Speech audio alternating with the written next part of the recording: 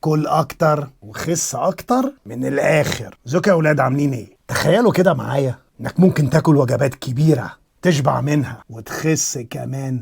ممكن، وده اللي هشرحه في الفيديو ده، عشان كده سميته كل اكتر وخس اكتر. طب ده نعمله ازاي؟ اول حاجة لازم نعملها ناكل اكل غني بالميه، اللي هو الووتر ريتش فودز. ليه ده مهم؟ الاكل الغني بالميه خليك تشبع من غير ما تخزن دهون. خد الامثله دي عندك: الخيار، الكوسه، البطيخ، الفراوله، شوربه الخضار، خس، جرجير وسبانخ. ابدا كل وجبه بحاجه كده مليانه الميه زي الشوربه او السلطه، هتشبع بسرعه وتلاقي نفسك بتاكل اقل. تاني حاجه القنابل الليفيه، الفايبر بومب. طب ليه؟ الفايبرز دي هي اللي بتتباع في الصيدليه على شكل مكملات بتشبع، بس الطبيعي ارخص والذ. اكتب عندك: الشوفان، العدس، الفاصوليا، الحمص، التفاح بقشر، بذور الشيا. الفايبرز بتزود الاحساس بالشبع وبتحسن الهضم، وكمان بتقلل امتصاص الدهون. تالت حاجه تاثير الطعام الحراري، الثيرميك افكت اوف فود، وده اتكلمنا عليه في فيديو فات. يعني ايه؟ يعني جسمك بيحرق كالوريز وسعرات حراريه